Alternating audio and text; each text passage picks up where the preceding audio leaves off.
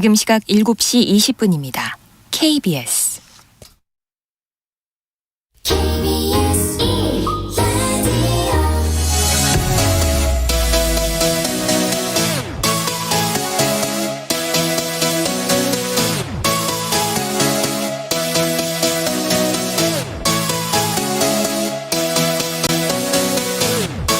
KBS 열린 토론.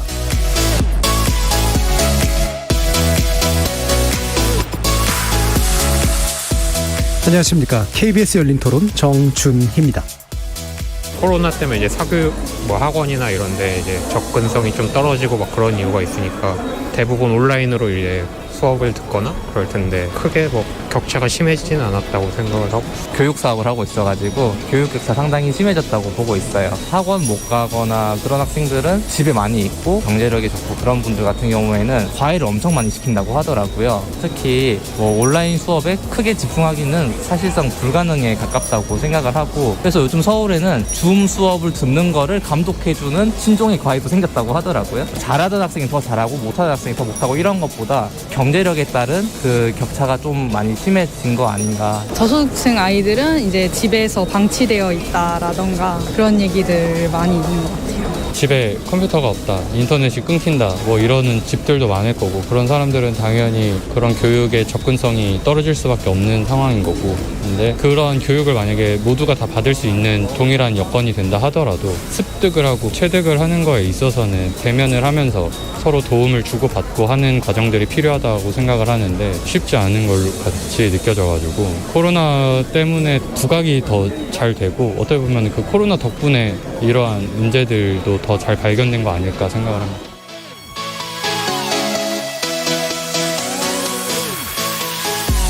거리에서 만나본 시민들의 목소리 어떻게 들으셨습니까? KBS 열린 토론, 오늘은 코로나19로 인해 발생한 사각지대, 그중에서도 교육소의 아동들이 늘면서 더 심각해진 교육 격차 문제에 대해서 논의해보려고 합니다. 우리나라의 경제적 양극화 현상은 진작부터 사회적 문제였는데요. 코로나19가 이런 양극화를 더 심화시키고 있다는 건 여러 수치로도 잘 드러나고 있습니다. 그리고 이 문제의 일부로서 교육 격차가 자리하고 있죠. 특히 코로나19 이후 우리 교육 현장에 빠르게 도입된 원격 수업은 미래교육 시스템을 앞당겨 정착시켰다는 긍정적인 평가도 받고 있지만, 교육의 사각지대에 있는 아이들을 충분히 배려하고 있지는 못하다는 부정적인 평가 역시 받고 있습니다. 오늘은 각계의 교육 전문가들과 함께 코로나19가 앞당긴 우리 교육 현장의 변화와 함께 원격 수업이 가져온 교육 격차의 양상 살펴보고, 이를 해결해 나갈 방법은 없는지 모색해보는 시간 갖도록 하겠습니다. KBS 열린 토론은 여러분이 주인공입니다. 문자로 참여하실 분은 샵 9730으로 의견 남겨주십시오. 단문은 50원, 장문은 100원의 정보 이용료가 붙습니다. KBS 모바일 콩 그리고 유튜브를 통해 무료로 참여하실 수 있고, 모바일 콩에서 보이는 라디오로도 만나실 수 있습니다. 시민 논객 여러분의 뜨거운 참여 기다리겠습니다. KBS 열린 토론 지금부터 출발합니다. 살아있습니다. 토론이 살아있습니다. 살아있는 토론, KBS 열린 토론. 토론은 라디오가 진짜입니다. 진짜 토론, KBS 열린 토론.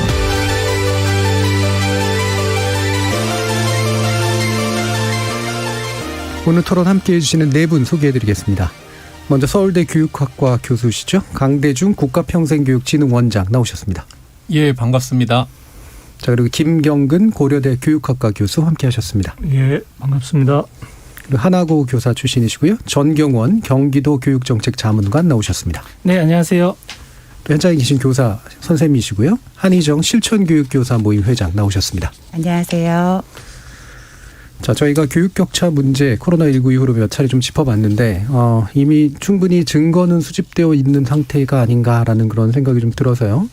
지금 마침 또 대선 시기이기도 하고 해법을 좀 더 구체적으로 논의해보는 시간이 됐으면 좋겠다는 생각이 드는데, 일단 흔히 교육 격차라고 하는 문제, 네 분께서는 어떤 정도의 문제로 심각하게 보시는지 한번 진단해 보도록 하죠. 강대중 원장님 말씀부터 한번 들어보겠습니다. 조금 생뚱맞은 얘기일 수도 있겠는데요. 치매를 국가가 책임진다라는 말이 한때 유행했었고 여전히 그게 중요한 과제인데, 치매의 원인을 보면 그러니까 의학적으로는 확인된 게 저항력자, 예. 비문해자 그리고 고령인 경우가 이제 치매에 걸릴 확률이 제일 높은 거예요. 그 중에 이제 글을 제대로 못 읽는 거를 이제 파악을 해보면 치매 원인 중에 16% 정도가 비문해에 있다 그럽니다. 네.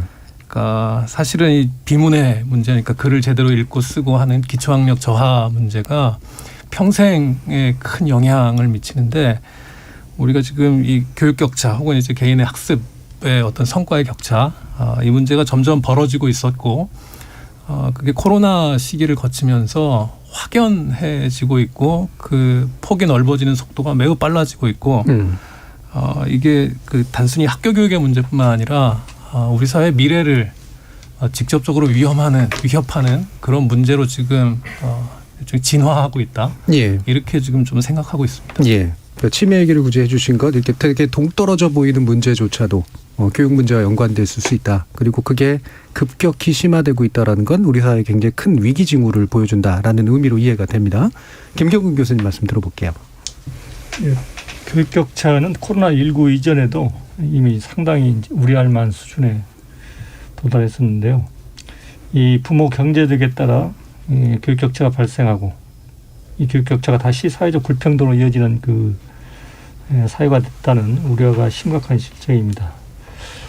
연전에 그 현대경제연구원이 실시한 조사에 따르면 교육을 통한 그 계층 상승 가능성을 그 크게 본 국민 비율이 19.8%밖에 되질 않습니다. 그러니까 5명 가운데 1명 정도만 교육을 통해서 계층 상승이 가능하겠다 이렇게 지금 볼 정도로 이 계층 간 교육 격차 문제가 심각한 단계에 와 있다고 이제 볼 수 있는 거죠. 그런데 이 엎친 데 덮친 격으로 이제 코로나19가 상황을 이제 더욱 악화시킨 게 사실이고, 대개 이제 우리가 그 국가 수준 학업 성취도 평가 결과를 보면은 이 그 기초학력 미달에 빠진 학생들이 사실은 그 취약계층 학생들이 굉장히 많은데, 그게 그 2019년에 비해서 2020년에 엄청나게 기초학력 미달 학생 비율이 높아졌죠. 그래서 과연 우리가 이게 지금 감당할 수 있는 수준인가? 이게 지금 완전히 이제 그 실기를 해버린 게 아닌가? 뭐 그런 생각이 들 정도로 교육 격차 문제가 지금 심각한 단계에 와 있다고 생각합니다. 예, 기존에도 이제 코로나19 이전에도 교육 격차 문제 심각했는데 그때도 제대로 좁히지 못했는데 지금 이렇게 급속하게 늘어나는 격차를 과연 제때 지금 개입해서 낼 수 있는가? 어쩌면 실기를 했을 수도 있다라는 굉장히 위기감까지 주셨네요. 정경원 전문가님 말씀 들어보죠. 네, 뭐 두 분도 말씀하셨지만 우려할 만한 수준인 것은 분명한 것 같아요. 네. 왜냐하면 학교 현장에 있는 선생님들의 목소리도 동일하고 또 구체적인 데이터로 나오는 것들도 보면 뭐 작년에 실시했던 국가 수준 학업 성취도 평가 결과도 역시 그랬고요. 또 올해 이제 수능에서도 그런 점들이 보였거든요. 그래서 좀 아쉬운 것은 이제 진단을 우리가 제대로 해야 그에 대한 처방도 제대로 할 수 있을 것 같은데, 그 대면 수업이 가능한 교육 환경을 구축해야 된다는 말을 사실은 이 코로나 상황 초기부터 계속 했었거든요. 근데 그 부분에 대한 좀 아쉬움이 있고, 실제 근데 코로나19 상황 속에서도 합격당 학생 수가 20명 이하였던 영재학교는 매일 등교하고 매일 수업을 했었거든요. 근데 이제 문제는 수도권 과밀학급 때문에 오늘도 이제 발표가 나와서 전면 등교가 중단이 됐는데, 이런 점들은 앞으로도 우리가 교훈 삼아서 정확하게 교육 여건을 좀 개선을 해주고 매일 등교 가능한 원칙을 세워주고 이것을 빠르게 추진하는 것이 꼭 코로나라는 전염병뿐만이 아니라 교육과정 정상화를 위해서도 공교육에 투자를 해야 사실은 학부모님들의 부담을 덜어줄 수 있는 것이거든요. 그런 점을 좀 오늘 심도 있게 좀 얘기를 했으면 좋겠습니다. 예, 그러니까 코로나19가 심하면 등교 안 시켰다가 약해지면 등교시키고 이런 문제가 아니라 코로나19가 심하든 약하든 대면에서 뭔가 만날 수 있는 장치가 필요한데 이 부분이 이제 계속 논의에서 벗어나 있는 측면들이 분명히 있는 것 같습니다. 한희정 회장님 말씀도 들어보겠습니다. 이제 우리 사회 이제 소득 양극화라든지 이제 사교육 시장이 엄청나게 확대된 문제, 그다음에 거주지 분화에 따른 사실은 학교별 학력의 차이, 이런 것들은 이미 이제 두 교수님들 말씀해 주셨던 것처럼 심화되고 있었고요. 이제 코로나19로 인해서 더 확연히 드러났다는 부분에 대해서 이제 동의를 하는데 지금 이제 중간층이 사라졌다라는 이야기를 이제 작년부터 계속 하는데 그것에 대해서는 그나마 학교에서 교사들의 했던 역할들이 그런 것들을 완충하고 보완해주는 역할이었는데 그런 기능이 사실은 갑작스러운 원격 수업이라는 사상 초유의 사태를 맞이해서 교사들도 적응하는 시간이 필요했고 학생들도 적응하는 시간이 필요했고 그 과정에서의 학습 결손이 발생할 수밖에 없었던 구조적인 요인들이 좀 있었다라는 좀 말씀을 드리고 싶고요. 저는 이제 다만 교육 격차라는 게 이제 사회적, 경제적, 개인적 이런 환경적인 조건의 차이가 있는 한 발생할 수밖에 없는 거죠. 예. 없앨 수는 없다. 그러면 그 격차를 어떻게 줄일 것인가가 중요한데 이게 과제로 설정된다고 하면 결국에는 학습 결손이 발생한 학생들을 어떻게 지원해 줄 것인가를 중심으로 좀 고민을 해봐야 된다. 그리고 이제 2년 차가 되면서 다양한 통계 연구 조사 결과들이 나오고 있기 때문에 그런 부분들을 좀 더 면밀히 살피면서 그거에 맞는 어떤 면 그러니까 핀포인트 접근 이 아이들이 부족하다 보니까 대부분 보면은 온라인 수업에 대한 만족도가 초중고 학생들 가장 최근에 경기도 교육연구원에서 발표한 걸 보면은 70%에서 75% 초중고 학교군마다 좀 차이는 있지만 만족한다고 했습니다. 그러면 만족하지 못한 25%의 학생들은 왜 만족하지 못했는가 이런 부분들에 대한 해법을 좀 논하는 자리가 되면 좋겠습니다. 예, 핀포인트 접근이라는 표현을 쓰셨는데 핀셋 규제가 문제가 많이 돼가지고 핀포인트 그러면 왠지 우리는 이게 좀 되나 싶기도 하고 그런데요. 실제로 그 핀포인트가 어떤 부분이 필요한지 뒤에서 좀 더 아마 말씀 나눌 수 있을 것 같은데 아까 이제 정경원 자문관님께서 진단이 좀 제대로 돼야 된다라는 말씀을 해주셨는데 그 진단을 그러면 좀 더 원인에 가까운 그 핵심적인 원인이라고 볼 수 있는 진단을 좀 해주시죠, 강 원장님. 그 대면 수업을 못하게 된 거가 일종의 이 교육 격차를 심화시킨 한 원인이다. 뭐 동의를 안 할 분은 없을 것 같아요. 근데 사실은 우리나라 지금 지역 간 격차 문제 중에 하나가 농산어촌 지역에 학교들이 규모가 급격히 축소돼 가지고 학생 자원이 없고 그래서 그 학교 통폐합 문제가 벌써 한 20년 넘게 교육계의 큰 문제인데 농산어촌 지역은 그 대면 수업하기 아주 좋거든요. 그러니까 교사 대 학생 비율도 이미 뭐 그 1대1, 뭐 2대1 이런 학교들도 심심치 않게 있고. 근데 그동안 학력 어떤 성취도 조사를 해보면 농산어촌 지역이 별로 높질 않아요. 그러니까 교육 여건이 매우 좋은 편인데, 그러니까 조사해보면 농산어촌 지역이 도시 지역을 압도한다든지, 그러니까 선생님들이 학생들 아주 밀착해가지고 지도할 수 있는 환경에 있는데 그 학생들이 뭐 뛰어난 어떤 성취도를 보인다든지 이런 것들의 증거가 별로 없거든요. 그러니까 이게 꼭 대면 수업을 못 해가지고 진짜 이렇게 학력 격차가 심각해졌다. 어떤 학생들은 그럴 것 같아요. 근데 그게 일반적인 원인은 반드시 아닌 것 같다. 그런 생각을 하고 있고요. 어쨌든 그 더 큰 이유는 가정의 어떤 학습 여건의 격차, 또 가정에서 그걸 얼마나 지원해 줄 수 있는가, 이걸 확실하게 이번에 코로나 시기를 거치면서 확인을 한 것 같고, 그러니까 학교가 이제 가정의 여건이 충분치 못한 학생들한테 소위 위기 대응을 얼마나 잘했는가, 그리고 지난 벌써 2년인데 2년 동안 학교가 얼마나 소위 변화했는가, 그리고 아마도 예상컨대는 내년 여름까지도 이 상태가 지속될 거다, 최소한 이런 얘기를 하고 있는데 학교 현장이 정말 얼마나 제대로 대처해 왔는가, 이런 건 좀 우리가 철저하게 한번 비교도 해보고 분석도 해볼 필요가 있다고 봅니다. 예. 그럼 이제 좀 더 근본적인 원인으로는 가정의 여건, 가정 환경 이런 것들을 이제 짚어주셨는데, 그럼 그거를 핵심적인 변수로 보고 뭐 대면 같은 거 이거를 좀 더 증폭시키거나 감소시켜주거나 뭐 이런 정도의 중간적 변수로도 볼 수가 있을 것 같은데요. 김경근 교수님 어떠신가요? 네, 이 학생들 그 성취도는 가정 환경, 가정 배경이 절대적으로 큰 영향을 미치죠. 그래서 이제 학교가 문을 닫고 교육을 전적으로 이제 그 부모 책임으로 이제 남길 경우에 교육 결과가 가정 배경에 의해서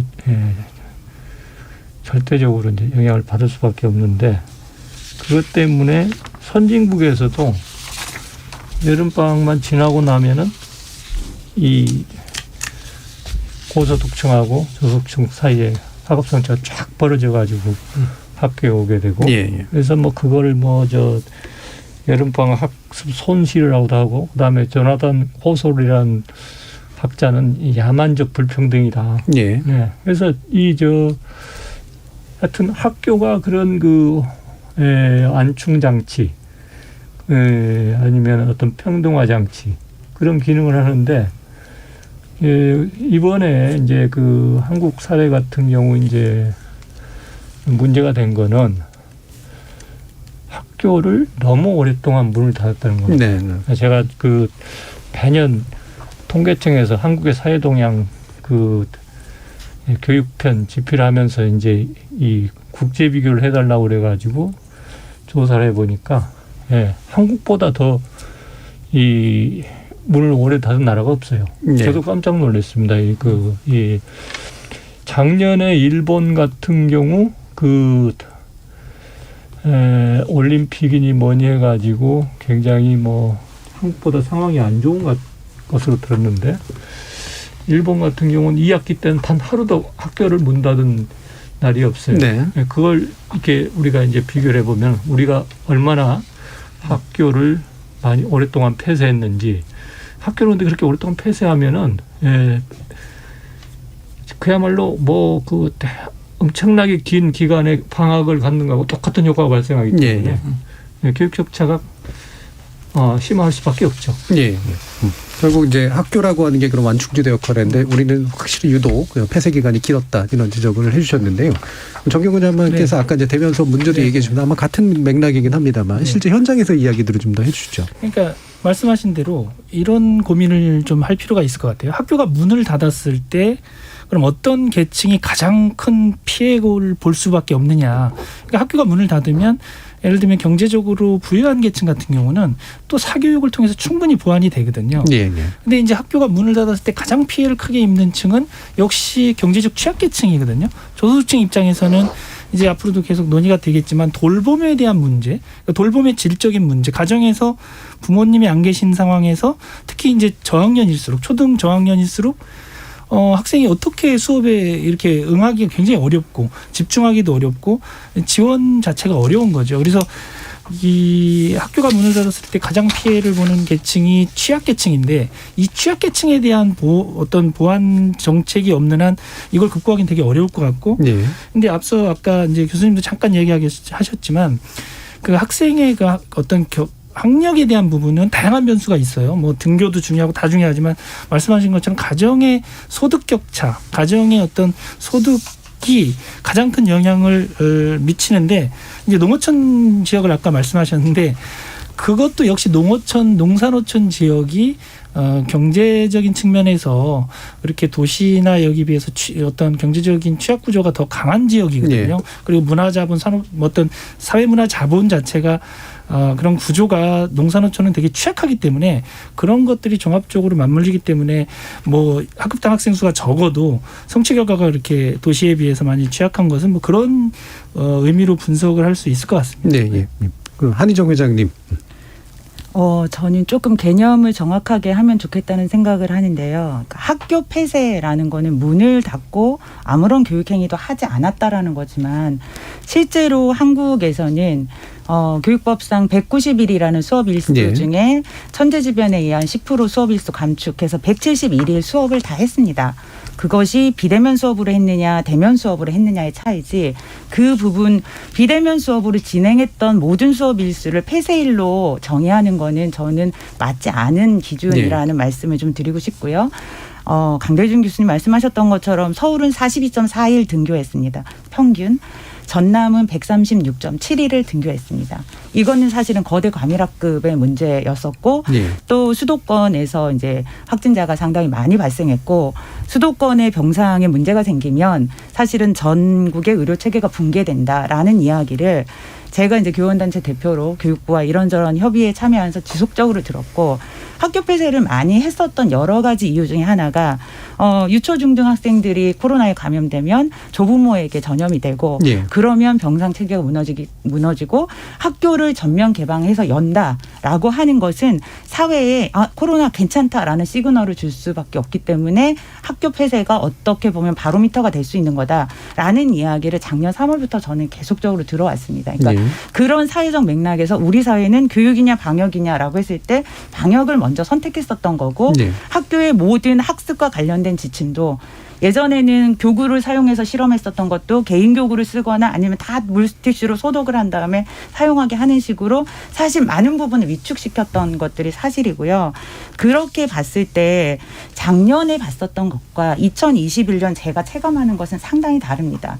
작년에는 정말 학습 결손이 심각하겠구나. 그리고 끊임없이 전화를 하고 통화를 하고 또 2학기 들어서는 실시간 화상 수업을 지속적으로 하면서도 학교에 적어도 2, 3일은 나와야지 하고 있는지를 제대로 확인할 수 있는데 하루밖에 나오지 않으니까 너무 힘들었었던 경험이 있는데 2021년은 굉장히 안정적인 학사 운영이 이루어지고 있고 적어도 주당 2, 3회는 항상 등교를 지금까지 지속적으로 해왔기 때문에 그런 부분들이 어느 정도는 해소되고 있다. 예. 그러니까 제가 지금 이제 3학년 담임을 하고 있는데 사실 초등교육의 기초 기본 교육이 굉장히 중요한데 1학년 때는 학교 생활의 기본을 익히는 거라면 2학년에서는 학습의 기본을 닦는다고 볼 수 있는데 그런 게 안 된 3학년 아이들하고 어떻게 이거를 채워줄까를 사실은 학년 초에 상당히 고민을 했는데 1년이 거의 다 지난 상황에서는 많은 부분이 회복됐다라는 부분들을 어느 정도 저는 그러니까 체감을 하고 있기 때문에 이제 그런 부분들은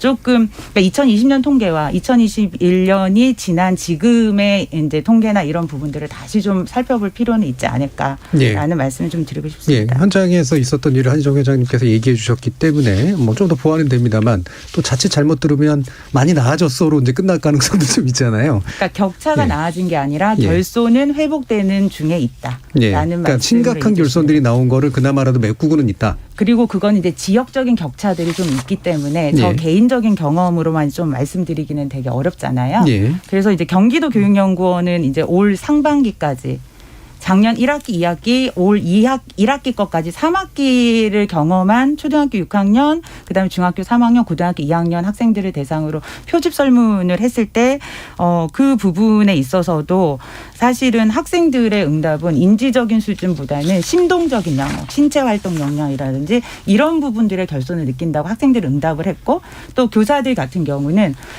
심동적인 것보다 정서나 인지적인 부분이 더 결손이 있다라고 인식을 하고 있다는 결과들이 나왔더라고요. 네. 근데 학생들은 이제 선생님들은 아이들이 어느 정도 학습 결손이 있으니까 시험이나 이런 거에 난이도를 조정했겠죠. 그러니까 네. 교사들은 비교 증거가 있으니까 얘네들이 코로나 이전의 아이들에 비해서는 아직은 부족해라는 인식을 하는 반면 학생들은 비교 증거가 없잖아. 지금 경험하는 게 네. 다니까 나는 예전에 비해서 그렇게 떨어진 것 같지 않아라고 인식을 한 이제 결과들이 나와서 저는 좀 더 이제 보완적인 조사들이 좀 필요하지 않을까 하는 말씀드리고 뭐 그런 싶습니다. 통계들을 봤는데 자기 기술 방법으로 그렇죠. 이제 평가하는 게 과연 좀 얼마나 정확할 수 있을까? 자기보고적 설문의 오류들이 그렇죠. 예. 교사들의 응답도 마찬가지고요. 마찬가지고요. 예. 아까 이제 김용민 교수님께서 학교 폐쇄 기간이 우리가 유독 길었다라는 표현을 쓰셨을 때 이제 한희정 회장님이 실제 그 폐쇄의 어떤 양상은 봐야 된다라는 말씀 해주셨기 때문에 어떻게 보시는지 한번 말씀 들어볼게요. 이제 그 국제 유네스코에서 이제 예. 그 조사했는데요. 두 종류로 이제 나눴습니다. 전면 폐쇄. 그러니까 아예 수업을 안 하는. 그러니까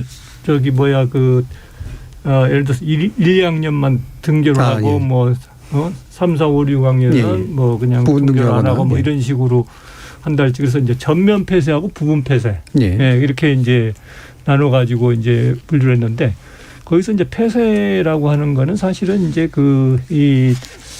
온라인으로는 수업을 하더라도 예. 학교가 이제 문을 등교의 문제인 거죠. 문을 닫았다는 의미로 예. 이제 쓰였는데 저는 개인적으로 그게 저는 이제 사회학을 하는 사람이기 때문에 사회학적으로 이렇게 이제 분석을 왜 그렇게 한국이 폐쇄 기간이 길어졌느냐 두 가지가 작용한다고 보는데요.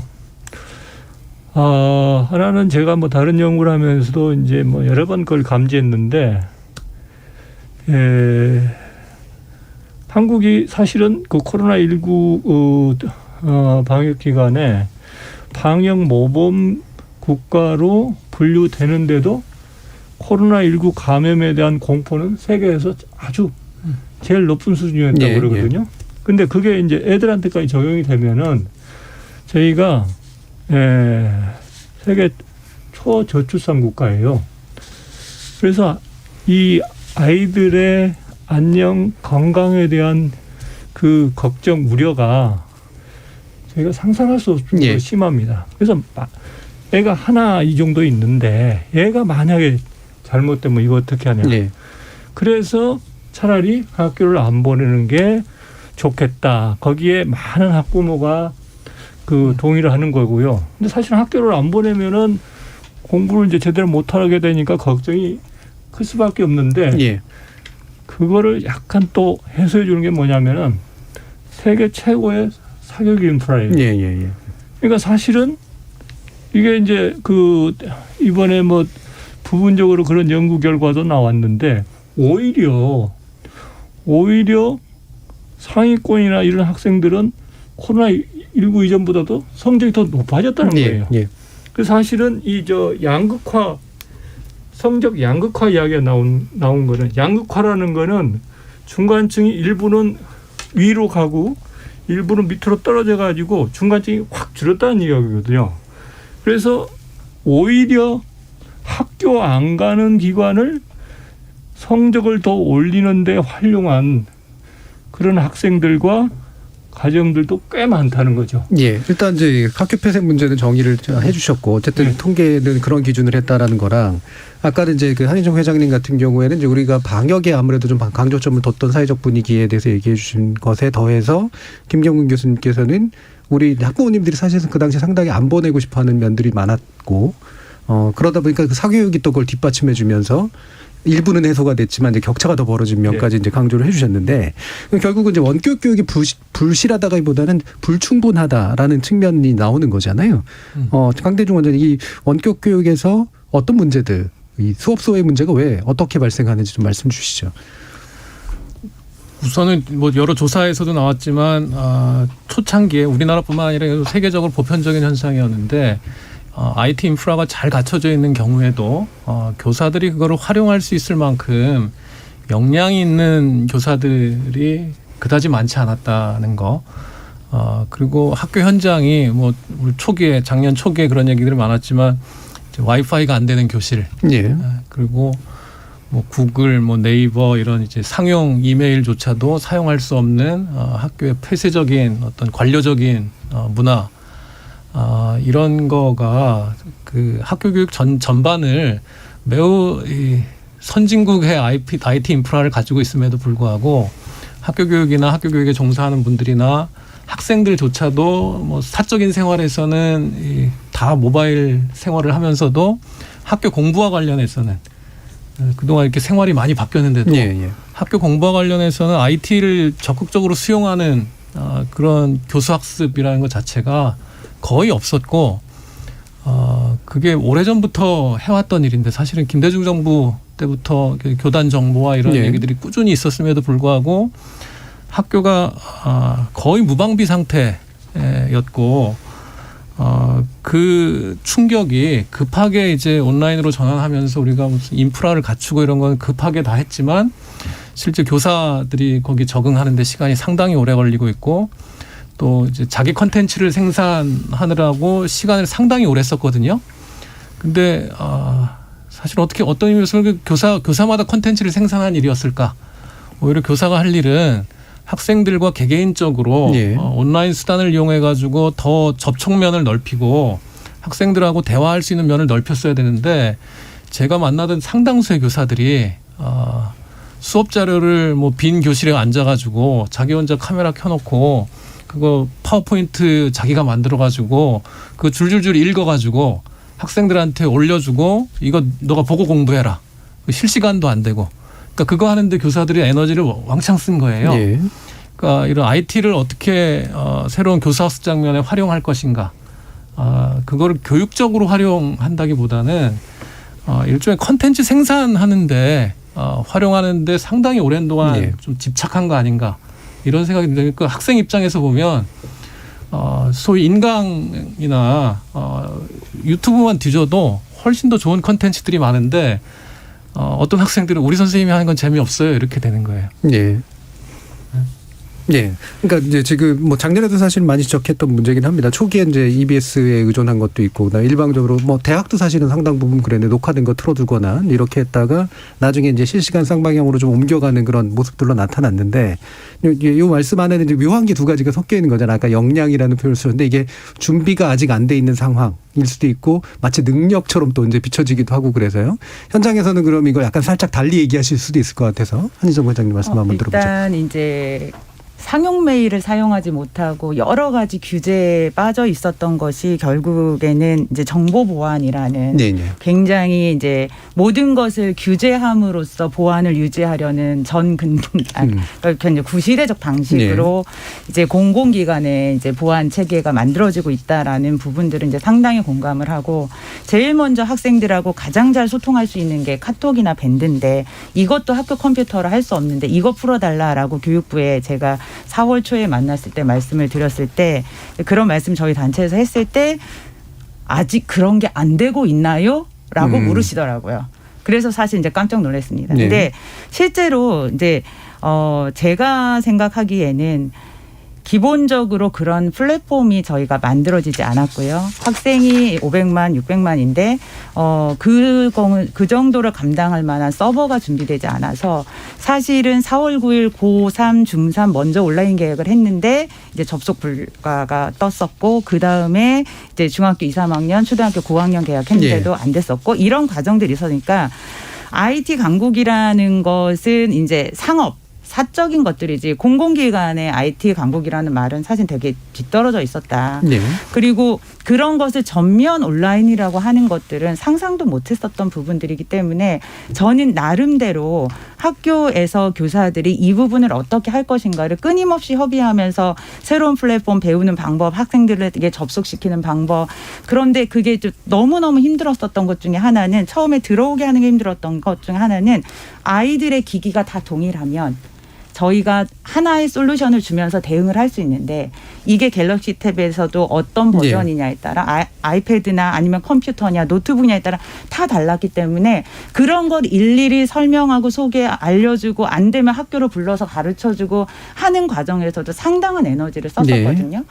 그다음에 이제 콘텐츠를 제작하는데 전국의 모든 교사가 자기 수업을 찍어서 올릴 필요가 있느냐라고 이제 말씀을 하셨지만 실제로 그 경기도교육연구원에서 이제 보고한 걸 보면 중고등학생들은 선생님이 직접 제작한 콘텐츠가 가장 좋았고 부족하다고 생각하면 되돌려 볼 수 있었기에 좋았다라는 식으로 나왔어요. 이제 초등은 이제 실시간 온라인이 나왔고요. 그러니까 그런 면에 있어서 또 학생들이 인식하는 것과 외부에서 보는 것은 또 다를 수도 있다. 근데 콘텐츠 제작하는 방법을 교사들이 배워서 해야 되는 것은 그때는 학교의 인프라 자체가 실시간 온라인 화상 수업을 할 수 있는 구조가 아니었어요. 교사들의 컴퓨터의 램 용량이 3메가밖에 안 됐었거든요. 도저히 할 수 없었던 상황이었기 때문에 그게 이제 2학기가 되면서 점점 늘어나서 실시간 수업을 하는 선생님들이 이제 50%대로 2학기 때 늘어났고 1학기 상반기에는 한 70%대로 늘어나면서 이제 변화가 있었던 과정들이 있었다. 그래서 이것을 지금 평가하는데 2020년 상반기를 평가하느냐 하반기를 평가하느냐 지금 2021년이 돼서 1년을 지낸 다음 지금의 모습을 평가하느냐에 따라서 문제가 되는 지점들이 다 다르다. 그러나 조금씩 문제들을 제기하고 바꿔가고 하면서 추정해 오는 과정이었다. 지금 어떻게 하다 보니까 구도가 이제 학교 현장에 이런 문제가 있다를 강조하는 쪽과 학교 현장이 상당히 열심히 노력해도 많이 나아졌다 쪽으로 지금 마치 나뉘는 것처럼 들리는데 그게 아니라 사실은 다 공통적으로 지적해 주신 것처럼 IT를 교육에서 활용한다고는 했지만 실제로 교육을 위한 IT 활용에 대한 준비가 안 돼 있었던 게 사실이고 그러다 보니까 당연히 현장에서 혼란이 있고 그걸 또 적응하기 위한 개별적인 노력들이 있었던 게 이제 사실인 거잖아요. 그럼 또 정경원 장관 좀 말씀해 주시죠. 그러니까 사실은 지금 핵심은 비대면 수업의 한계가 뭐냐라는 지점에 우리가 이제 얘기를 해야 되는데 하나 이제 짚어봐야 될 건 이제 이런 지점인 것 같아요. 비대면 수업을 하기 전에도 교사는 수업과 상담과 행정 업무를 했던 거죠. 근데 이제 코로나19 팬데믹 상황에서는 제일 방점을 뒀던 게 뭐냐면 방역이었어요. 학생들 방역. 그러다 보니까 과연 교사들에게 우리가 충분히 제 역량을 수행할 수 있는 여건을 마련해 줬는가도 한번 돌아봐야 될 것 같고요. 또 하나는 비대면 수업의 한계는 사실 대면 수업이 가장 좋고 현장감 있고 학생들의 피드백을 바로바로 줄 수 있고 소통이 되는 건데 이걸 비대면을 하는 순간 책임이 누구에게로 가냐면 가정으로 넘어가는 거예요. 비대면 수업은. 그러니까 예를 들면 대면 수업을 할 때 가르치고 배우는 것의 책임이 학교에 있다면 비대면 수업은 사실은 가정에서 상당 부분은 책임을 져야 되는데 가정의 소득 격차에 따라서 경제적 취약계층의 경우에는 이 책임을 다 못하는 거예요. 그러면 그 부분을 국가가 이제 보완을 해줘야 되는데 그 보완을 제대로 해줬는가가 한번 면밀하게 우리가 한번 살펴봐야 될 지점이 아닌가 싶습니다. 예. 사실 저도 뭐 대학 강의 이제 하면서 줌 수업하고 이러다 보면 맨날 이제 쓰던 시간이 자 카메라들 켜라. 그러면 안 키는 친구도 꼭 있잖아요. 그럼 끝까지 설득해서 켜야 되나? 아니면 빨리 수업해야 되나? 이런 거 가지고 굉장히 고민하죠. 이게 허비되는 시간들 엄청나잖아요. 사실 이런 것들이 이제 현재 상황에 맞는 적합한 IT 활용법과 코로나 상황에 대응하는 대면 내지 비대면 방법이 충분히 교육의 방식으로서 이제 정착되지 못한 측면들 이게 이제 계속해서 나오는 것 같은데 그럼 1부 마치기 전에 김경훈 교수님께 다시 좀 여쭤야 될 게 이게 이제 아까도 이제 지적했지만 사교육 덕분에 외로 잘 보완한 쪽과 전혀 안 된 쪽 차이 격차가 커졌고 이 학교 안에서도 차이가 나타났다면서요. 예를 들면 특목권이 아니냐의 차이도 상당히 크고요. 이것에 관련된 문제도 좀 말씀 주시죠. 이번에 사실은 이 코로나19 이후에 학교가 어떻게 돌발적인 상황에 적응하고 있는가 이렇게 연구하고 조사를 한 게 사실은 경기도 교육연구원 빼고는 뭐 별로 그렇게 그런 걸 한 데가 없어가지고 저는 계속 2년 연속 경기도 교육연구원 조사 자료를 가지고 이제 쭉 어떤 변화가 있었는지 살펴봤는데 이게 금년에 제가 또 한국교육과정평가원에 국가수준 학업성취도 평가 데이터를 받아가지고 또 이제 작년하고 비교를 해보니까 전체적으로는 학생들이 작년보다 사교육을 더 많이 받지는 않았어요. 전체적으로는. 사교육 쪽도 아무래도 타격도 있었고요. 그런데 문제는 계층별로 좀 달라요, 이게. 계층별로. 그래서 작년보다 그러니까 코로나19 발생 이전보다 사교육을 더 많이 받았다. 이렇게 응답한 학생들은 이 집안의 경제 상황이 좋을수록 훨씬 높아요. 그래서 사실은 전체적으로 크게 더 사교육을 많이 받지 않았다는 거는 오히려 이전보다 사교육을 더 받지 않은 학생도 있다는 거고 다만 경제적으로 상황이 좋은 학생들은 이번 코로나 상황을 이용해 가지고 사교육에다 더 집중적으로 투자하는 학생들이 꽤 있었고 그게 이제 학생들 성적의 양극화니 뭐니 이런 걸로 이제 나타났을 가능성이 많고 그 다음에 이제 우리가 한 가지 분명히 좀 인정하고 들어갈 부분은 어떤 교육의 효과성 측면에서 볼 때 원격 교육이 대면 교육을 당할 수는 없습니다. 그런데 이제 문제가 이 경기도 교육연구원 자료를 이렇게 쭉 보면 한 가지 정말 우려되는 지점이 뭐냐면은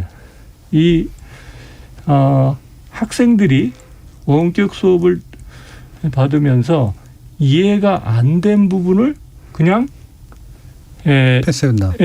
그냥 넘겨버렸다. 그냥 해결하지 못하고 넘어갔다 하는 비율이 이게 계층별로 엄청난 차이가 납니다. 그래서 다른 거는 뭐 그렇게 계층별 차이가 크지 않은데 이해가 안 되는 부분을 그냥 해결하지 않고 넘어갔다는 비율은 상중하 가정 경제 상황을 상중하로 나눴을 때 중보다도 하에 해당하는 학생들이 배가 넘어요. 거의. 그래서 이게 사실은 우리가 이제 교실에서 학생들 이렇게 시선을 대하면서 수업을 진행할 때는 어떤 문제가 있는지 교사들이 어느 정도 좀 이렇게 파악도 하고 적절히 대응도 하고 그러는데 이게 선생님이 원격 수업할 때는 그걸 파악한다는 건 현실적으로 불가능하거든요. 예. 그래서 어떻게 보면은 전혀 엉뚱한 짓 수업이 진행되고 있는데 엉뚱한 짓 하고 있는 학생도 많고 예. 그다음에 분명히 자기가 이거를 제대로 이해를 못했으면서도 아무 문제가 없는 것처럼 그냥 지나쳐버리는 학생들이 너무 많고 취약계층 학생들 가운데 결국은 그런 것들이 이 교육 격차의 심화로 예. 이어진 게 아닌가 뭐 그렇게 저는 이해를 하고 있습니다. 계층에 따라서 이제 가정에서 보완도 해줄 수 있고 사교육으로 보완할 수 있는 경우도 있고 또 이제 학교들 같은 경우에 보면 아무래도 교사 충원 정도라든가 학교 시설이라든가 열정이라든가 이런 뭐 열정이라고 표현하면 안 되겠지만 뭔가 이렇게 이뤄내려고 하는 뭐 그런 방식에서 차이가 좀 있기 때문에 생기는 문제들이 다 전반적으로 퍼졌다. 뭐 예전에도 이제 많이 좀 지적하던 이제 그런 문제이긴 했는데요. 저희 일부 순서를 통해 가지고 이렇게 이제 원격 교육을 중심으로 할 수밖에 없었던 코로나19 상황에서 교육 현장이 겪었던 이 교육 격차의 문제를 구체적으로 좀 짚어봤고 좀 이따 2부를 통해 가지고 이걸 해결하는 방법에 대해서 좀 더 논의를 해보도록 하겠습니다. 그동안 청취자 문자가 들어온 게 있어서 한번 들어보고 가겠습니다. 정희진 문자 캐스터. 네, 지금까지 청취자 여러분이 보내주신 문자들 소개합니다. 4222님, 코로나19 이후 저소득층은 더 힘들어지고 부자들은 더 부자가 되는 양극화가 심해지고 교육 격차가 벌어지면서 악순환이 이루어지니 너무 암담합니다. K73688165님, 벌써 만 2년이 되어갑니다. 코로나로 격일 등교 또는 주 3일 등교에서 공부한 어린이나 중고생들 학력 저하가 크게 염려됩니다. 앞으로 얼마나 더 지속될지 모르는 코로나 상황에서 교육 격차에 대한 정부의 적극적인 대응이 필요합니다. 0835님, 초등학생의 온라인 수업은 부모들이 옆에서 지켜보고 도와주지 않는다면 학습 격차는 더욱 벌어질 것입니다. 경제적 취약계층 아이들도 문제지만 온라인 수업은 맞벌이 가정 아이들도 돌봄 공백 때문에 문제가 발생합니다 해주셨고요. 3282님, 학교 교육 현장에서도 양극화 현상이 벌어지고 있습니다. 올해 수능을 치른 학생들과 지금 고2 학생들은 코로나로 원격 수업을 받은 상황이라 학교에서 수업을 제대로 받지 못했습니다. 올해 치른 수능이 난도 조절에 실패해 학생들이 얼마나 힘들었습니까? 능력 있는 부모들은 과외다 학원이다 보내서 준비를 할 수 있지만 그걸 못해주는 부모들은 어떻게 해야 할까요? 임명희님, 장기적으로 봐서 원격 수업을 더 체계적으로 정비했으면 어떨까요? 솔직히 온라인 원격 수업하는 거 들어보면 엉망인 경우가 많았습니다. 유튜브나 EBS 강의 링크 시켜놓은 경우도 많고 실시간 수업도 너무 일방적이었습니다. 아이들이 재미를 못 느끼는 이유를 알겠더군요 라고 보내주셨네요. 네, KBS 열린 토론, 이 시간은 영상으로 생중계하고 있습니다. 유튜브에 들어가셔서 KBS 일라디오 또는 KBS 열린 토론을 검색하시면 지금 바로 토론하는 모습 보실 수 있습니다. 방송을 듣고 계신 여러분이 시민 논객입니다. 계속해서 청취자 여러분들의 날카로운 시선과 의견 보내주세요. 지금까지 문자캐스터 정의진이었습니다. 토론이 세상을 바꿀 수는 없습니다. 하지만 토론 없이 바꿀 수 있는 세상은 어디에도 없습니다.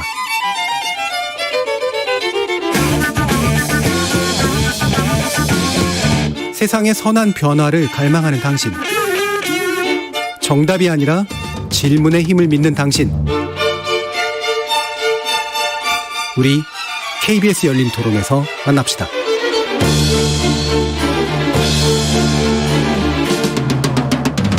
KBS 열린 토론, 코로나19 이후 가속화되는 교육 격차 문제 짚어보고 있는데요. 전경원 경기도 교육정책자문관, 한희정 실천교육교사 모임 회장, 강대중 국가평생교육진흥원장, 김경근 고려대 교육학과 교수, 이렇게 네 분과 함께 하고 있습니다. 자, 2부의 정부 등 정책적 어떤 개입 필요성에 대해서 얘기를 하기 전에 한희정 회장님께 학교의 어떤 권위, 교사의 권위, 학교의 기능, 공교육의 문제, 이런 것들이 코로나19로 인해 가지고 근본적으로 좀 흔들리고 있다고 느끼시는지, 아니면 뭐 흔들리다는 게 또 여러 가지 의미로 해석될 수 있기 때문에 약화되고는 있지만 뭔가 이렇게 다른 어떤 가능성 같은 거를 또 보시고 계신지 한번 말씀 주시죠. 이제 학교의 권위가 흔들리고 교사들이 흔들리고 있느냐라고 하면 이제 겪은 양상에 따라 굉장히 다르겠지만 그래도 지난 2년간 코로나 팬데믹이라는 사상 초유의 상황에서 맨 땅에 헤딩하는 심정으로 잠 못 자면서 플랫폼 익히고 애들한테 알려줄 자료 만들고 뭐 교육부에서 만들어준 플랫폼이 너무나 이제 그 전송 속도라든지 이런 것들이 속 터져서 강제로 유튜버로 데뷔하고 유튜버에 올리는 게 훨씬 편했거든요. 그러니까 콜센터 직원처럼 아이들 아침마다 깨우고 전화하고 수업하다가 안 들어오면 다시 연락하고 이렇게 했었던 전국의 선생님들 그리고 나름대로 애쓴 학생들에게는 상당히 마음이 아픈 표현이라는 생각이 좀 들고요.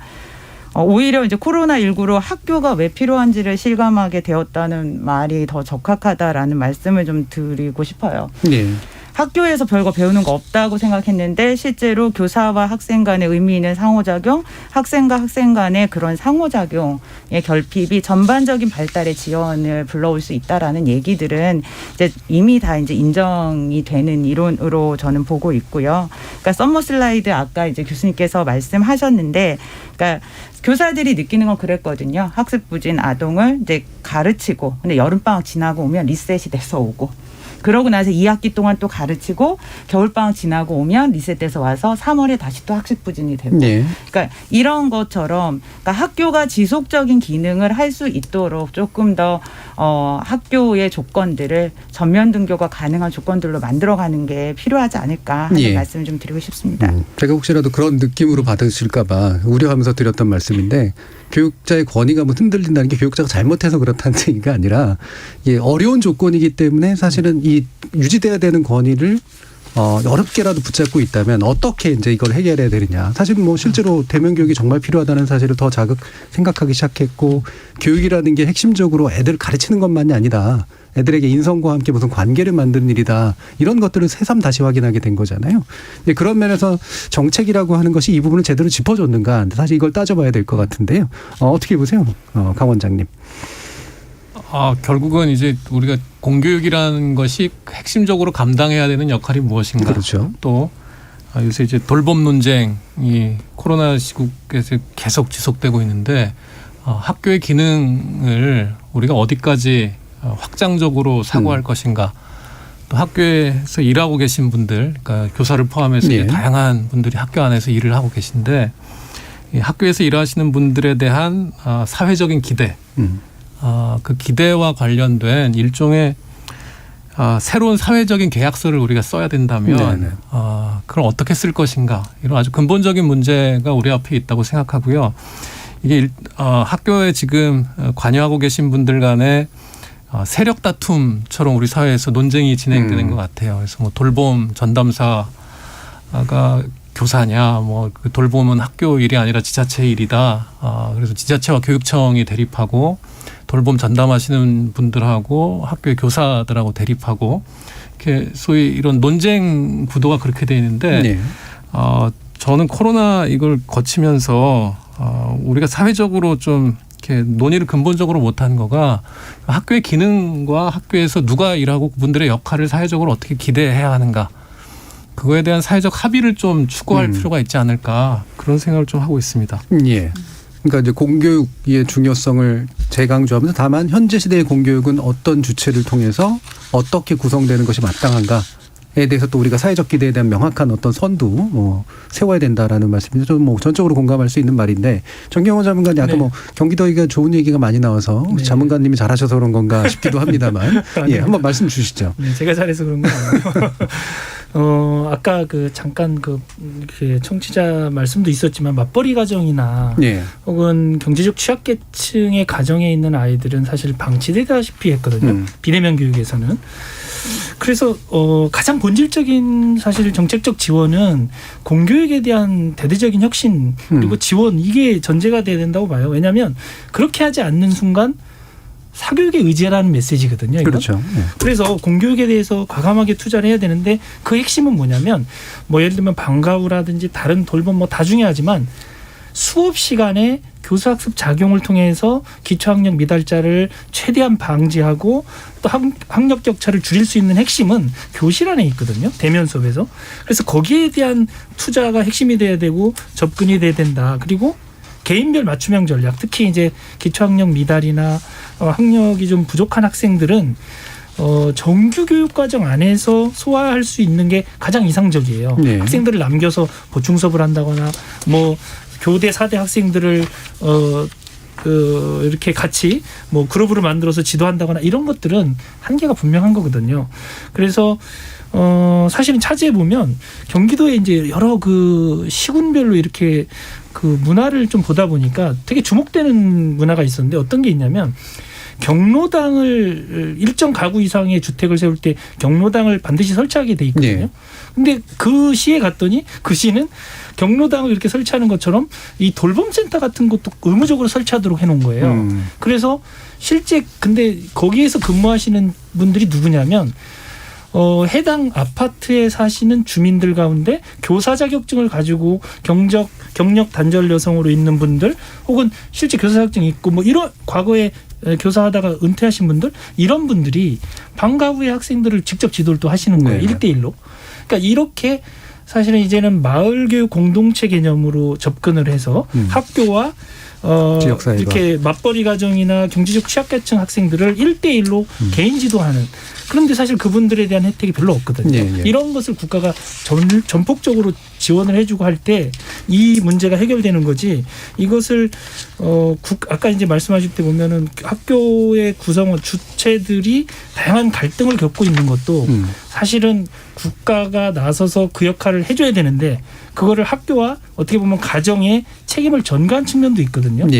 학교가 알아서 해라. 라고 하면 안 되는 거거든요. 국가는 그런 갈등들을 조정해주고 역할을 해줘야 그걸 해결해줘야 되는 것이 국가의 역할이기 때문에 그걸 뭐 학교에 계신 구성원들끼리 알아서 이렇게 해결하라고 하는 것은 조금 좀 성찰해야 되는 지점이고 이제는 좀 국가가 더 책임을 가지고 또 중앙정부와 지방정부가 이렇게 같이 연대해서 학생들에게 최선을 다해서 지원해주는 어떤 정책적 전략을 마련하는 것이 시급한 시점이다 이렇게 말씀드리겠습니다. 그러니까 정부가 어떤 면에서 방기하고 있는 책임 방기하고 있는 측면이 있다는 말씀이신 거잖아요. 명확하게 이해관계가 갈리는 부분들이 있는데 그거에 개입해가지고 뭐 딱 단도직입적으로 자르는 건 아니겠지만 적어도 이른바 전문 용어로 가르마를 타준다고 하는 길을 잡아주는 그런 역할 같은 거 되게 중요하다라는 말씀이신데 한희정 회장님 그러면 어떤 지원, 어떤 정책적인 개입 중요하다고 보세요? 이런 조건에서?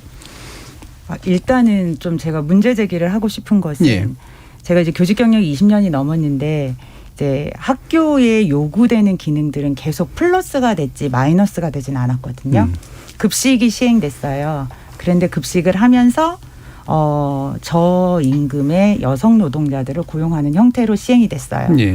그리고 나서 방과 후가 이제 특기적성 교육이라는 이름으로 들어왔어요. 사교육 경감을 목적으로 그것도 사실은 일종의 자영업자가 학교에 들어와서 건물을 빌려가지고 하는 경우로 이제 비정규직이 된 거죠.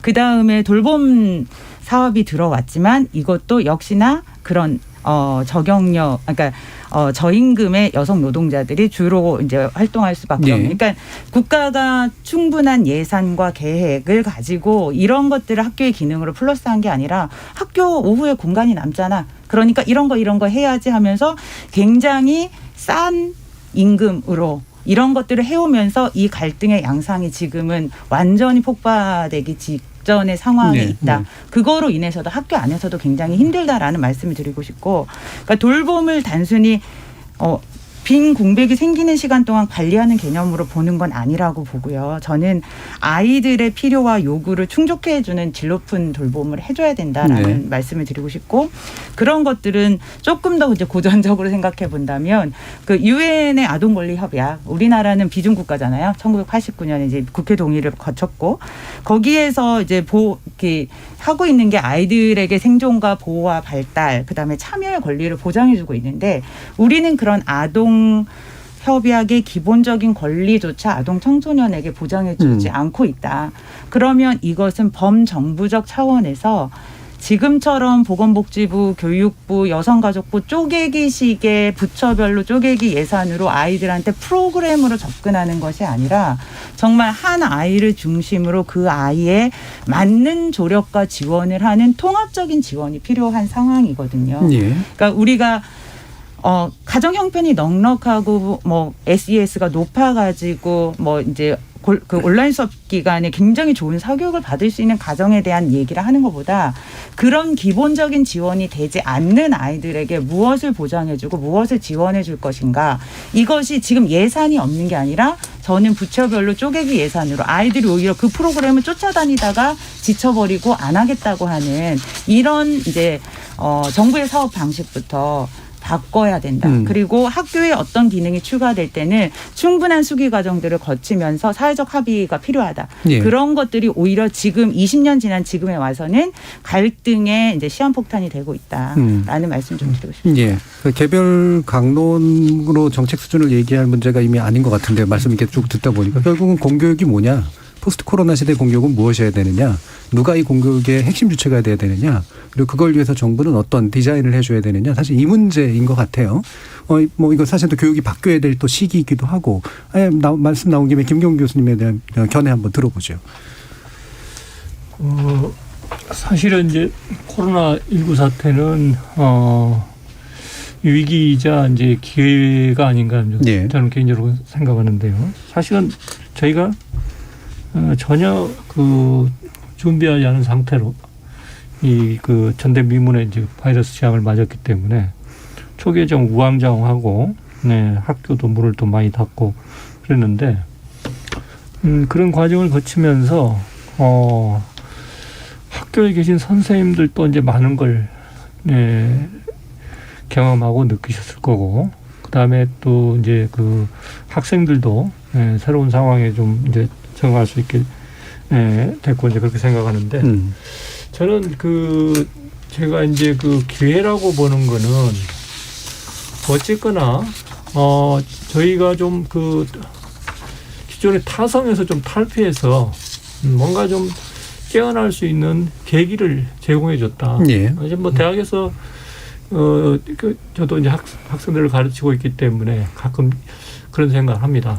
이게 코로나가 없었으면, 코로나19가 없었으면은, 이게 새로운 어떤 교수 방법에 대해서 내가 고민하고 그 가치나 효용성에 대해서 뭔가 그 새롭게 평가하는 계기를 가질 수 있었을까. 네. 그래서 그게 저는 그 일반 그 초중고 현장에서도 우리가 어떤 그 새로운 교수 방법을 도입하고 그 다음에 뭔가 좀 그 4차 산업혁명 시대 우리가 뭐 새로운 역량을 이야기합니다만 그런 역량을 키우는데 적합한 그런 어떤 그 교수 방법을 이제 저희가 이전에 쓰지 않았던 그런 그 어떤 원격 수업 그 다음에 전통적으로 써왔던 대면 수업 이거를 적절하게 결합을 할 경우에 이전에 우리가 그 얻을 수 없었던 교육 효과를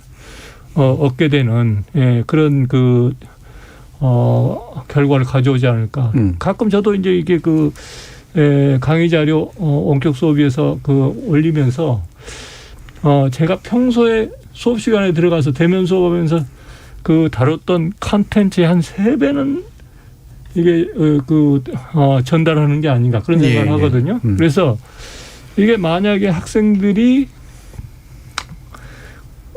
적극적으로 학업에 그 임하도록 이끌어줄 수만 있다면은 훨씬 밀도 있고 그 깊이 있는 학습을 할 수 있는 그런 그 가능성이 열렸다. 그래서 그런 측면에서 우리가 이게 이제 저는 이제 대학에서 뭐 그런 걸 느꼈지만은 초중고 단계에서도 그런 것이 열릴 수 있을 거다. 다만 이제 한 가지 이제 위기가 되는 거는 이게 온라인 교육이라는 거는 그 이제 뭐 그 전문 용어로 이 동시 소비가 가능한 교육 서비스입니다. 네. 그래서 이 사실은 정말 컨텐츠가 좋고 잘 가르친 분 한 사람이 전체 시장을 완전히 다 장악할 수도 있는 그런 이 가능성이 열린 거거든요. 그래서 사실은 일선 현장의 선생님들도 제일 이번 코로나 사태를 겪기도 어려운 게 이 학부모들이 옆에 학생이랑 같이 앉아가지고 품평을 하지 않습니까? 이 선생님 수업하는 걸 보면서 뭐 이거는 뭐 아닌 것 같고 저건 잘하는 것 같고 사실은 그런 것들이 알게 모르게 그 교육 현장에 많은 그 변화를 가져올 수도 있고 반면에 아까 그 저는 이제 그런 맥락으로 그 아마 그래서 질문한 건 아니라고 저는 이제 보는데 예. 교사 권위에 대해서 이제 그 말씀하셨는데 사실은 그 뭐 예를 들어서 아까 그 평가가 좀 달랐습니다만 선생님이 더 잘 가르친다 아니면 선생님 그 재미없다 뭐 그런 얘기. 근데 이게 자연스럽게 이게 그 온라인한 그 포맷을 사용하게 되면은 동시에 수십만 명이 접속해 가지고 그 서비스를 우리가 이제 누릴 수 있기 때문에 그런 측면에서는 좀 상당히 위기가 될 수가 있는 거. 그건 대학도 마찬가지고, 그 이제 초중고도 마찬가지인데. 근데 또 뭐 그게 또 이제 위기와 기회 두 가지 측면이 있다. 뭐 사실 이제 지식 전달이라는 관점에서 보면 말씀하신 것처럼 이미 인강에서 나타났던 현상이고요. 근데 이제 아이와의 어떤 관계 형성의 문제로 가면 이건 또 동시 대체가 불가능한 영역도 있는 거기 때문에 뭐 다시 한번 또 강 원장님 말씀해 주죠. 공교육의 방향성에 관련해서. 예, 제가 아까 이제 새로운 사회계약이라는 말씀 또 학교에 대한 기대, 뭐 교사나 학교 안에 지금 다양한 형태로 들어와 있는 여러 기능들에 종사하시는 분들에 대한 사회적인 역할, 기대 이런 게 새로 좀 계약이 돼야 된다는 말씀드렸는데 코로나 때 학교 문 완전히 닫고 못 열었을 때도 저소득층 밀집 지역에 있는 지역아동센터 거의 열었거든요. 그 지역아동센터에서 온라인 계약했을 때 거기 계신 지역아동센터의 사회복지사들이 그 아이들 거기서 돌봤어요. 대개 한 20명 미만 정도 이렇게 보이고 아주 밀집된 공간인데 마스크 다 쓰고 아이들이 방역 철저하게 지키고 선생님들이 온라인 수업 참여하는 거 다 챙겨줬거든요. 저는 이런 일이 우리 사회에서 주목받지 못하고 지나갔어요. 그 전에도 지역아동센터 있었고 저소득층 아이들이 학력 결손 당해가지고 지금 소위 기초학력 미달 학생들이 저소득층이 밀집돼 있다 그러는데 그 아이들을 진짜 누가 돌봤는가? 그거 좀 철저하게 반성해 본다면 한국 사회에서 교육에 종사한다는 사람들을 어느 범위에서 새로 우리가 인식해야 될 건가? 그리고 학교의 역할이라는 거는 새롭게 사회계획을 한다 그러면 학교는 어디까지를 자기 기능으로 삼을 건가? 그 문제를 좀 정말 이번 기회를 통해 가지고 생각해 볼 여지가 많이 있다고 생각합니다. 네, 그러니까 학교의 바운더리를 기존 관점으로 보면 안 된다라는 이제 그런 말씀으로 이해가 돼요. 그러면 공교육 얘기가 나온 김에 두 분도 분명히 또 하실 말씀들이 있을 테니까 정경원 장관님. 네, 아까 앞서 우리 한 선생님도 잠깐 말씀하셨지만 학교가 문을 닫고 나서 학교의 가치를 사회가 각성을 한 거죠. 네. 보육이 안 되고 양육이 안 되고 인성교육이 안 되고 교수학습 작용도 안 되고 교육이 안 된다. 학교가 문을 열면 사회가 멈춘다. 이거 굉장히 중요한 깨달음이었던 것 같고요. 지금 지금 서울에 있는 초중고 학생 확진자가 12월 첫째 주에 1,400명이었습니다. 그리고 둘째 주 일주일 만에 2,000명이 나왔어요. 학생 확진자가 초중고생이. 코로나 발생 초기에 전문가들이 우리 사회적 합의가 뭐였냐면 학생의 건강과 안전을 최우선해 두겠다. 그랬죠. 그리고 전문가들의 의견에 귀 기울이겠다. 그때 그 당시 전문가가 사회적 거리두기가 가능한 교육 여건을 만들어줘야 된다. 그래서 모든 교육단체가 교원단체가 심지어 뭐 전교조 교총 여기 계시지만 교사노조 그다음 실천교사 모임 좋은교사 운동 할 것 없이 학부모들까지도 학급당 학생 수 20명 미만으로 사회적 거리두기가 가능한 여건을 만들어 달라라고 2년째 지금 3년째 내년이면 이제 3년째인데 이런 확진자 수를 보면서 우리가 정말 공교육에 대해서 투자를 제대로 하고 있는가 한번 성찰했으면 좋겠다는 생각을 하면서 이렇게 복잡하고 혼란할수록 우리가 사회적 합의를 거쳤던 내용들 원칙에 좀 충실한 그런 흐름으로 다시 돌아갔으면 좋겠습니다. 네, 한희정 회장님. 온라인 수업에서 어려움이 생겼을 때 나는 이해하지 못하고 넘어갔다고 응답한 학생이 25%였는데 그거에 대한 대책이 필요하고 어려움을 해결한 방식이 무엇이냐라고 물었을 때 선생님한테 물었다가 24.7, 친구, 혼자 스스로 해결했다, 혹은 보호자에게 물었다. 요거는 이제 13.1이었고요. 학교의 그 지역아동센터라든지 다문화센터 그런 기관을 통해서 해결했다는 아이들이 3.4%, 해결하지 않고 넘어갔다라는 애들이 7.1%였거든요. 그러니까 저는 이제 그 7.1% 아이들에 대해서 좀 주목할 필요가 네. 있다라는 말씀을 드리고 싶고, 그러니까 보편적 학습자 지원 체제라는 게 있는데 학교에 들어오는 모든 아이들은 똑같은 아이들이 아니죠. 이제 미국 같은 경우는 1수준에서 5수준으로 좀 구분하고 있거든요. 교실 안에서 해결이 되는 아이, 학교에 별도의 프로그램이 필요한 아이, 5수준이 되면은 굉장히 심각하고 복잡한 문제를 가지고 있어서 국가 사회적으로 집중적으로 케어해야 하는 아이로 나누어서 대응을 하고 있는데, 우리는 그런 부분들에 대한 논의들이 굉장히 부족하고 네. 학교에 떠넘기면 학교가 다 알아서 할 거다. 근데 이제 교사들이 겪은 건 그런 거거든요. 저소득층 밀집 지역에 있는 교사들은 전화하다가 하루가 다 가고요.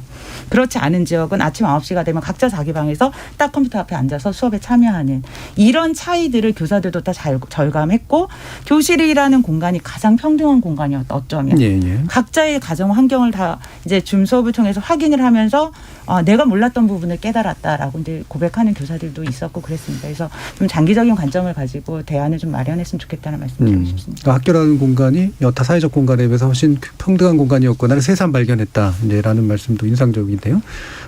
그러면 이제 마지막으로 정부나 또는 이제 이후 정책적인 측면에서 좀 제언하고 싶으신 부분을 들어봤으면 좋겠는데 시간이 약간 애매해서 한 40초 정도 아마 드릴 수 있을 것 같습니다. 김경훈 교수님 말씀부터 한번 들어볼게요. 예. 사실은 이제 교육 격차 해소는 이게 진보 정권의 아젠다만 될 수가 있는 건 아니고, 그렇죠. 우리가 이제 뭐 따뜻한 보수도 이야기합니다만 보수 정권에서도 굉장히 역점을 두할 정책인데, 그동안 이렇게 쭉 정책이 시행되어 온 걸 보면은 정권이 바뀌면서 보수 정권이 되면 이거 완전히 실종이 됩니다. 교육 격차 해소 정책. 사실 정책이 소기의 성과를 거두려면은 일관성, 지속성, 안정성을 가져야 되는데, 이게 지금 뭐 이제 내년에 대선이 있고 대선 결과가 어떻게 나올지는 모르겠지만은 뭔가 이 교육 격차 해소 이거를 우리가 해결하지 못하면은 한국의 미래는 대단히 암담하기 때문에 그 정권의 성격과 관계없이 지속적으로 좀 역점을 두고 정책을 수립하고 실천하면 좋겠다. 그걸 건의드리고 싶습니다. 예, 강대중 원장님. 코로나 시기 거치면서 이제 교육 격차의 양극화 문제가 심각해지는데, 결국 양극화 자체라기보다도 기초학력 미달인 학생들, 이런 학생들의 숫자가 늘어나는 거거든요. 근데 그 성인들 대상으로 조사해 보면 우리나라 지금 성인들 20, 30대 중에 중학교 졸업 수준의 기본적인 문해력, 읽고 쓰고 셈하고 또 컴퓨터를 활용하고 이런 능력이 일상을 유지하기가 어려운 이 비율이 20, 30대에서도 4.7%예요. 그러니까 근데 이 코로나 2년 뭐 3년 이렇게 거치면서 앞으로 10년 뒤에 우리 사회가 이 비율이 어마어마하게 늘어날 가능성이 매우 높습니다. 그렇게 됐을 때 사회적으로 우리가 이걸 감당할 수 있을 건가, 또 소위 4차 산업혁명, 뭐 디지털 전환 이런 얘기 하는데 그 시대를 살아나가는데 기본적인 역량을 이제 갖추지 못하고 초중고등학교를 마친 학생들 비율이 이렇게 높아지면 문제일 것 같아요. 그래서 학교와 우리 교육이 실제로 이제 평생학습자로 우리 학생들을 어떻게 기를 건가, 그 최소한의 역량을 어떻게 갖춰가지고 사회로 보낼 건가, 이 부분에 대한 어떤 큰 사회적 합의와 결단이 좀 있었으면 좋겠습니다. 예. 시간이 아주 이상하게 남았는데 30초만 이제 한 분께만 들을 수 있을 것 같습니다. 예. 한희정 회장님. 저는 이제 짧게 교육부 교육청에서 항상 교사들에게 학생 맞춤형 교육을 하라고 하는데 교육부와 교육청의 정책이 맞춤형으로 되라는 거죠. 이미 우리 사회는 거주지 분화에 따른 이제 소득 격차라든지 이런 게 너무나 분명했는데, 서울시내 600개 초등학교에 똑같은 다문화 지원 정책, 기초학력 부진 정책, 교육국제 사업 계획을 내려보냅니다. 어디가 힘든 지역인지 교육청이 파악하고 있고, 그런 학교를 찾아가서 무엇을 도와줄지를 먼저 의견을 구한 다음에 문제 해결책을 찾아가는 게 필요하다고 말씀드리고 싶습니다. 자, 급하게 마무리하게 됐습니다만 오늘 네 분 함께 수고해 주셨는데요. 함께해 주신 김경근 교수님, 강대중 원장님, 한희정 회장님, 그리고 정경훈 자문관님, 네 분 모두 수고하셨습니다. 감사합니다. 감사합니다. 감사합니다.